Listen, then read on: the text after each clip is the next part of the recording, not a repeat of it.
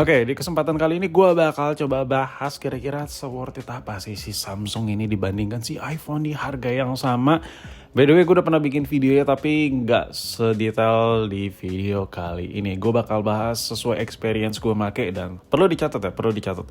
Apapun bacotan-bacotan yang keluar di video ini berdasarkan handphone yang lagi kalian lihat ini. Ini jadi gambaran aja, bukan jadi patokan pasti. Dan apapun yang kalian dengar ini berdasarkan rasa gue make kedua handphone ini. Oke, di video ini budgetnya itu budget 3 jutaan. So budget 3 jutaan kalau dialihin buat beli iPhone, ya lu bisa dapat contohnya kayak iPhone XR ini. Tapi di sini kasusnya kalau kita bandingkan dengan XR, ya otomatis XR-nya bukan yang resmi iBox. Sedangkan si Samsung ini di budget 3 jutaan, ya lebih-lebih dikit gitu.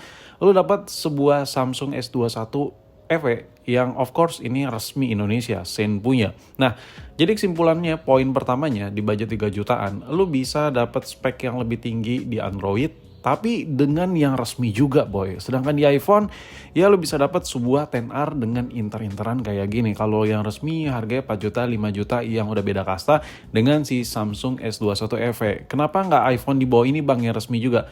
Menurut gue terlalu jauh perbandingannya, kayak kurang gitu, kurang masuk gitu. Jadi kalau gue bandingin resmi ke resmi, kayaknya bagaikan langit dan bumi gitu, terlalu tuir gitu nanti iPhone-nya. Nah untuk si iPhone XR ini lo bisa lihat sendiri, ini benchmarknya ini bukan jadi patokan ya, cuman gue ngasih tahu aja di video ini benchmarknya di 700 ribuan Antutunya V10, dan menurut gue ini performa yang menurut gue paling standar kalau lo pengen pakai iPhone dengan rasa nyaman. Sedangkan si Samsung Galaxy S21 FE ini benchmarknya hampir 1 juta. Yang which is kalau kita lihat di atas kertas, si Samsung ini lebih kencang ketimbang si iPhone. Nah, tapi lu jangan senang dulu, ini belum selesai gue bacot.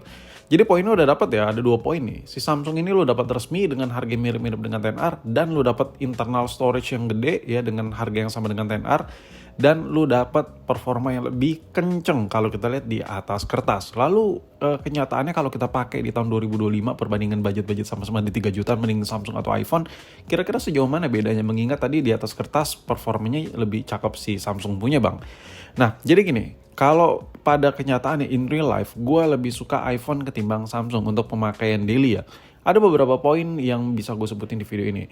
Yang pertama, permasalahan kamera. Kamera si Samsung ini memang kita lihat ada 3 biji lensanya dan memang fiturnya lebih banyak. Dan memang dengan lensa yang lebih banyak ini, gue ngerasa jepret-jepret tuh pakai Samsung jauh lebih oke ketimbang gue pakai iPhone punya yang cuman single lens aja. Nah, sini gue coba kasih tahu. Di sini lu kalau buat foto ada lensa lebar, ada mode malamnya, dan fiturnya lebih lengkap lagi, dan ada Pro Mode yang mode Pro-nya gitu. Jadi lu bisa setting-setting, lu bisa adjust lagi sedemikian rupa tergantung objeknya, terlalu biru, terlalu pucat, lu bisa adjust lah pokoknya. Dan sini lu bisa lihat tuh settingan-settingan kamera banyak sekali. Jadi gue bisa kasih kesimpulan kalau lu emang ngincar kamera handphone tuh buat foto-foto, udah lu jangan ambil iPhone, lu ambil yang lain aja. Tapi di video ini contohnya Samsung. Nah di sini lu bisa lihat nih mode-mode kayak gini nih, mode-mode Pro, mode manualnya, simpelnya mode manual ini bilangnya kan. Ini lu bisa adjust lagi. Jadi lu nggak perlu tuh aplikasi editing tambahan buat cuman nge-grading warnanya aja buat lebih sempurna. Karena dengan setup kayak gini, standar kayak gini, itu buat jepret-jepret, apalagi lu udah terbiasa dengan settingan-settingan sendiri, itu udah lebih jos banget. Oke, buat kamera, buat jepret-jepret, gue pilih Samsung ketimbang iPhone buat jepret-jepret ya. Lalu untuk displaynya gimana bang? Untuk displaynya menurut gue sebuah iPhone harga 3 jutaan, lu jangan mimpi deh lu bisa dapat layar OLED yang iPhone kekinian. Kenapa? Karena dengan kamera single lens ditambah lagi dengan layarnya bukan OLED, menurut gue itu bakal jadi kekurangan yang banget berasa ketika lu pakai iPhone tuh buat ngerekam. Contoh lu kayak ngerekam di outdoor gitu, dengan layar yang bukan OLED, otomatis tuh pencahayaan objek-objek yang ada di layar itu agak mendem gitu. Sedangkan si Samsung ini udah AMOLED, jadi ketika gue foto, gue lebih suka ngefoto itu pakai Samsung S21 FE ini ketimbang pakai si iPhone XR. Nah di budget yang sama, kira-kira kayak gitulah gambarannya. Si Android itu lebih oke, lebih caur lah buat foto-foto. Dan ngomongin soal aplikasi, kira-kira sebagus apa sih untuk daily?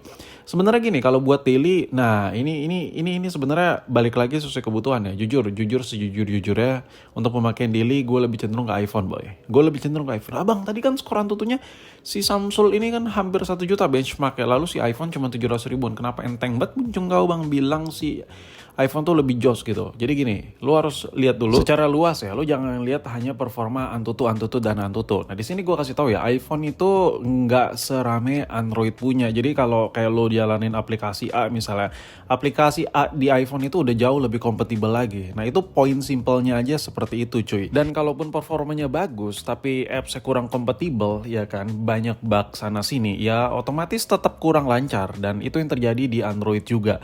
Dan ketika gue coba ngedit ya di iPhone itu dengan skor Antutu yang jauh lebih kecil dibandingkan Android sekalipun, itu lebih enak, lebih lancar. Sedangkan kalau gue ngedit di Android, blah gitulah. Nah di sini gambarannya kalau gue pakai XR ini gimana rasanya? Gue bandingin ya dengan benchmark yang lebih kecil dibandingkan Samsung. Ya si Samsung hampir 1 juta, Antutunya si iPhone nggak nyampe 1 juta, jauh cuma 700 ribuan Antutunya. Tapi gue ngedit video itu jauh lebih smooth, jauh lebih lancar di iPhone. Dan memang untuk display iPhone yang apalagi iPhone 3 juta, 2 juta, itu memang layarnya belum ada embel OLED-OLEDan, rata-rata masih ada. Ya better lu mentok di 10 ya kan, iPhone 10. Tapi itu OLED-nya juga OLED-OLEDan juga, bukan OLED yang gitu. Tapi kalau dibandingkan dengan Android, layar yang masih IPS di iPhone itu masih berani diadu cuy. Ya itu brightness-nya pekat ya. Tuning warnanya tuh bagus. Nah, tapi kalau dibandingkan dengan Android, menangnya di mana, Bang? Sebenarnya kalau kita ngomongin soal layar, soal display nih, soal display. Memang kalau kita lihat di atas kertas tuh lebih nyaman Samsung punya. Kenapa? Yang pertama dia udah AMOLED, Super AMOLED, dan yang kedua dia udah 120Hz, sedangkan si XR belum. Jadi gini, kasar ya, kalau lu budget 3 jutaan, lu butuh pemakaian yang, ya lu pemakaiannya simpel-simpel lah, tapi lu butuh kenyamanan, lu ambil aja Samsung deh.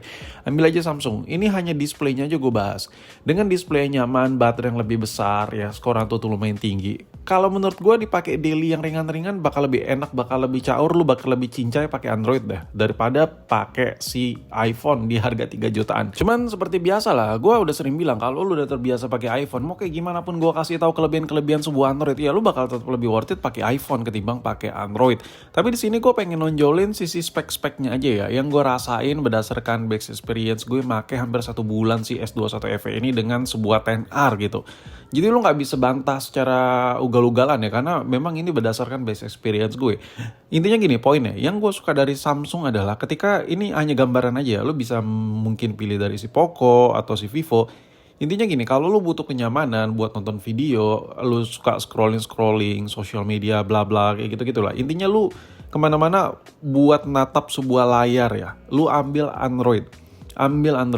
Itu bakal enak banget, baterainya gede ya kan, dan layarnya juga udah serem-serem speknya. Apalagi lu budget 3 jutaan, lu beli yang second tuh udah serem-serem banget spek Android ya kan, kalau kita ngomongin soal display.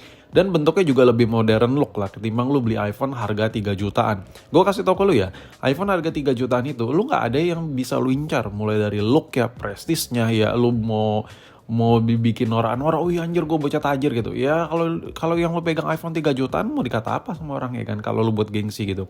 Lu harus mikir apakah se-worth it itu, seperlu itu lu sama fiturnya. Nah sedangkan lu, kalau saran gue ya, lu beli iPhone harga 3 jutaan tuh buat siapa sih?